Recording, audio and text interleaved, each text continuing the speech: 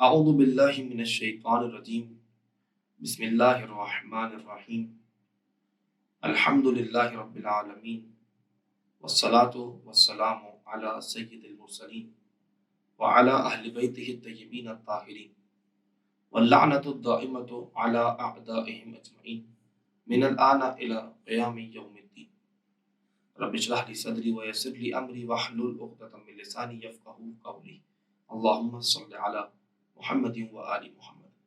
عزیزان محترم، سامعین کرام، آج اس ہستی کا ذکر کرنے کے لیے آپ کی خدمت میں حاضر ہوا ہوں جو خلافت الہیہ کی سب سے پہلی محافظہ ہیں، جن کی شان میں سورہ کوثر، آیت تطہیر، آیہ مودت اور اسی طرح سے دیگر قرآن کی آیات نازل ہوئی۔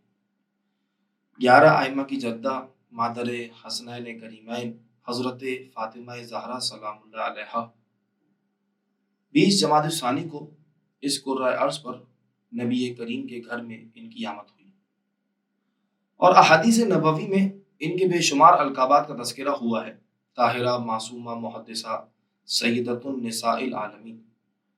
اور ان کی شان میں امام جعفر صادق علیہ السلام سے ایک روایت منقول ہے کہ امام فرماتے ہیں: ان اللہ خلقہا بنور عظمتہ، کہ اللہ نے ان کو اپنے عظمت کے نور سے خلق کیا۔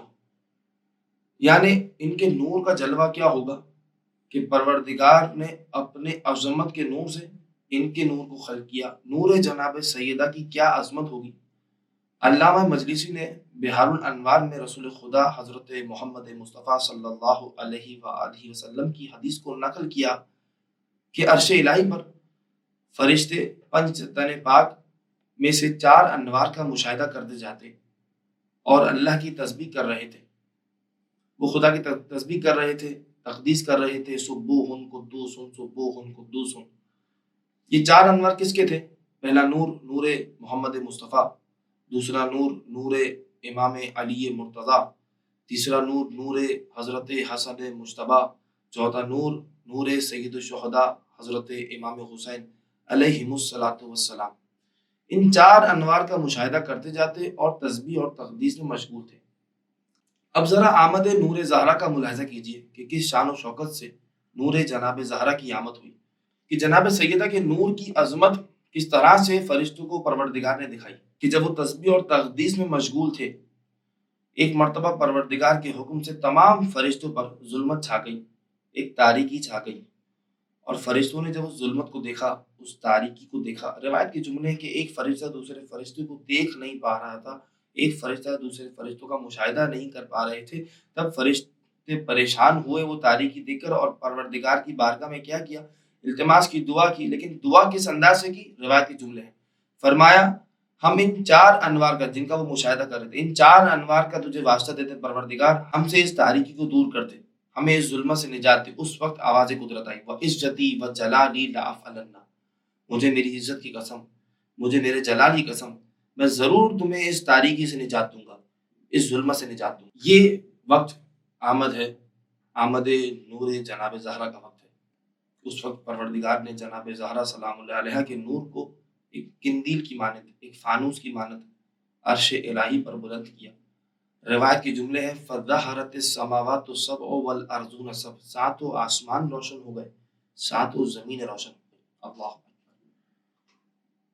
جب ظلمت ہٹ گئی، تاریکی ختم ہو گئی، واپس سے نور ہر جگہ پھیل گیا، تو فرشتوں نے تسبیح اور تقدیس کرنا شروع کی۔ اس وقت آواز قدرت آئی: وَعِزَّتِي وَجَلَالِي لَأَجْعَلَنَّ ثَوَابَ تَسْبِيحِكُمْ وَتَقْدِيسِكُمْ إِلَى يَوْمِ الْقِيَامَةِ۔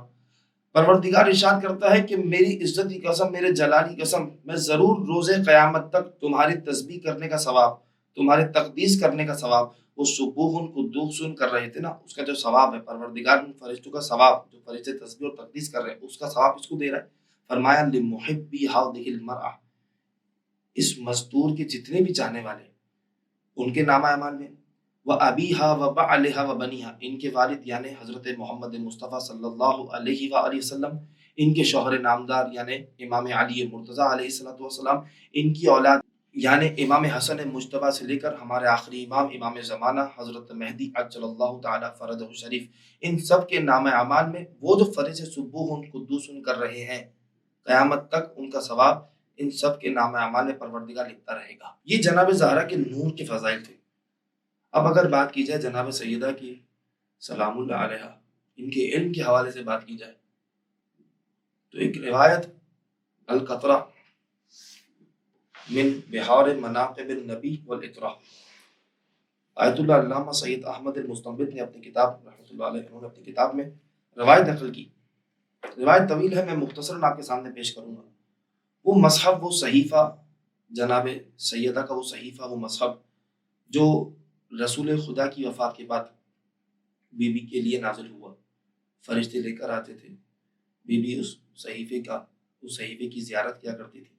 اس صحیفے کے حوالے سے، اس مصحف کے حوالے سے ایک مرتبہ ابو بصیر امام صادق علیہ السلام کے صحابی ہیں، انہوں نے سوال کیا صحیفے کے بارے میں، تو امام نے بتایا وہ صحیفہ کس طرح کا ہے، کیا رنگ ہے، کیا حجم ہے۔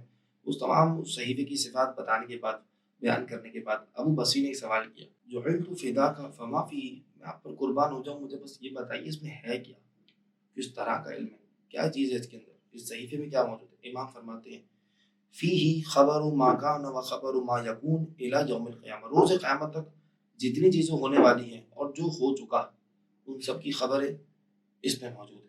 وفیہ خبر سماء سماء، ہر آسمان کے حوالے سے جتنی تفصیلات ہیں، جتنی معلومات ہیں، سب اس میں موجود ہیں۔ وعدد ما فی السماوات من الملائکۃ وغیر ذلک، آسمانوں میں فرشتے اور فرشتوں کے علاوہ دیگر مخلوقات جتنے بھی موجود ہیں ان کی تعداد اس میں ذکر ہے۔ وعدد کل من خلق اللہ مرسلا وغیر مرسل واسماؤہم واسماء من ارسل الیہم، پروردگار نے جتنے رسولوں کو خلق کیا اور ان کے علاوہ جتنی مخلوقات پروردگار کی موجود ہیں ان کی تعداد، اور ان رسولوں کو جن امتوں کے پاس بھیجا ان امت میں سے ہر ایک کا نام اس میں ذکر ہے۔ وَأَسْمَاءُ مَنْ كَذَّبَ وَمَنْ أَجَابَ مِنْهُمْ، اب جب رسول پروردگار نے خلق کیا اور رسول کو بھیجا کسی امت کے پاس، اس امت میں سے بہت سے لوگوں نے جھٹلا دیا، بہت سے لوگوں نے اس رسول کی تصدیق کی، تو کہا جنہوں نے تصدیق کی ان کے نام اس میں موجود ہیں، جنہوں نے جھٹلایا ان کے نام اس صحیفے میں موجود ہیں۔ وَفِيهِ أَسْمَاءُ جَمِيعِ مَنْ خَلَقَ اللَّهُ مِنَ الْمُؤْمِنِينَ وَالْكَافِرِينَ، پروردگار کی مخلوقات میں جتنے مومنین ہیں، جتنے کافر ہیں، ان سب کی تعداد، ان سب کے نام اس کتاب میں موجود ہے، اس صحیفے میں موجود ہے۔ من الاولین والآخرین، یعنی آدم سے لے کر روز قیامت تک جتنے مومنین، جتنے کافر ہیں، ان کے نام اس کتاب میں موجود ہیں۔ آگے فرمایا واسماء البلدان، جتنے شہر موجود ہیں، جتنے بھی شہر موجود ہیں اس کائنات میں، ان سب کے نام موجود ہیں۔ وصفۃ کل بلد فی شرق الارض وغربها، اس زمین کے مشرق اور زمین کے مغرب میں جتنے شہر موجود ہیں ان کی صفات اس کتاب میں اس کا تذکرہ ہے۔ وعدد ما فیہا من المؤمنین وعدد ما فیہا من الکافرین، ان شہروں میں رہنے والے جتنے لوگ ہیں ان میں سے کتنے مومنین ہیں ان کی تعداد، کتنے کافر ہیں ان کی تعداد۔ وصفۃ کل من کذب، اور جتنے بھی ان شہروں میں رہنے والے جنہوں نے دین کو جھٹلا دیا، تکذیب کی، ان کی صفات اس میں موجود ہیں۔ پہلے نام گنوائے، اب بتا رہے صفات بھی موجود ہیں کہ وہ کس طرح کے ہیں، کیا عمر تھی، کیسے دکھتے ہیں، کس طرح کا رہن سہن ہے، سب صفات، تمام صفات اس کتاب میں تذکرہ ہے۔ وصفۃ القرون قرون الاولی وقصصہم، اور پہلی صدیوں کی جتنی بھی صفات ہیں، جتنی بھی تفصیلات ہیں وہ اس میں تذکرہ ہے، جتنے قصے پہلی صدی کے موجود ہیں وہ اس صحیفے میں موجود ہیں، اس کا تذکرہ اس صحیفے میں کیا گیا ہے۔ ومن ولی من تواقیت ومدت ملکہم وعددہم، جتنے بھی ظالم حکمران اس کائنات میں گزرے، انہوں نے حکومتیں کی، ان کے بارے میں ان کی صفات موجود ہیں، ان کی جو حکومت تھی کتنی طولانی تھی وہ اس صحیفے میں موجود ہے، وہ تھے کتنے ظالم تھے، کتنے حکمران ایسے گزرے جو ظالم تھے، ان کی تعداد اس صحیفے میں تذکرہ کیا گیا ہے۔ وفیہ اسماء الائمہ وصفاتہم، ائمہ معصومین علیہم السلام کے نام اور ان کی صفات اس میں ذکر کی گئی ہیں۔ آگے نیز امام نے فرمایا وفیہ اسماء جمیع من خلق اللہ من الاولین والآخرین وآجالہم، اور اس کتاب میں اللہ کی تمام مخلوقات، آدم سے لے کے روز قیامت تک جتنی مخلوقات پروردگار کی موجود ہیں ان سب کے نام اور ان کی فنا کا وقت، ان کے موت کا وقت، کتنی مدت وہ اس دنیا میں گزاریں گے، وہ وقت یہاں اس کتاب میں تذکرہ کیا گیا ہے۔ وصفت اہل الجنہ وعدد من يدخلها وعدد من يدخل النار، اہل جنت کی صفات، جو جنت میں جائیں گے ان کی صفات کیا ہے، کتنے لوگ ہیں جو جنت میں داخل ہوں گے، کتنے لوگ ہیں جو جہنم میں داخل ہوں گے، ان سب کی تعداد اس کتاب میں موجود ہے، اس صحیفے میں موجود ہے۔ آگے فرمائے وفیہ علم القرآن کما انزل، جس طرح سے قرآن نازل ہوا تھا اس قرآن کا مکمل علم اس کتاب میں ہے۔ وعلم التوراۃ کما انزلت وعلم الانجیل کما انزلت وعلم الزبور، انجیل، تورات، زبور، ان تمام کتاب، تمام صحیفے جو اولو العزم انبیاء کو پروردگار کی جانب سے عطا ہوئی تھی، جس طرح سے یہ نازل ہوئی تھی، تحریر شدہ کتاب نہیں، جو نازل ہوئی تھی اس کا علم اس کتاب میں موجود ہے۔ وعدد کل شجرۃ ومدرۃ فی جمیع البلاد، اس کائنات میں جتنے بھی شہر ہیں، ان شہروں میں جتنے بھی پیڑ پودے ہیں، ان پیڑ پودوں کی تعداد اس کتاب میں موجود ہے۔ جب یہ سنا ابو بصیر نے تو ایک مرتبہ روایت کا طویل روایت ہے، مختصر کر رہا ہوں آپ کے سامنے، ابو بصیر نے ایک طرح سے فوراً سوال کیا، تعجب میں سوال کیا اور کہنے لگے ان ھذا علم کثیر، یہ تو کافی سارا علم ہے اس کتاب میں۔ امام نے کیا جواب دیا؟ یا ابا محمد ان ھذا الذی وصفتہ لک لفی ورقتین من اولہ، یہ جو میں نے علم تمہیں بیان کیا ہے یہ جناب سیدہ کے مصحف کے شروع کے 2 صفحے ہیں، یہ سارا علم اس میں موجود ہے۔ وما وصفت لک بعد ما فی الورقۃ الثالثہ، ابھی تیسرے صفحے کی میں نے تلاوت ہی نہیں کی، تیسرے صفحے میں کیا کچھ ہے وہ میں نے بیان ہی نہیں کیا۔ یہ جناب سیدہ کے صحیفے میں جو علم موجود ہے اس کا تذکرہ ہے۔ آپ ذرا سوچئے، اس کے صحیفے میں اتنا علم ہو، وہ کس علم کی مالکہ ہوں گی؟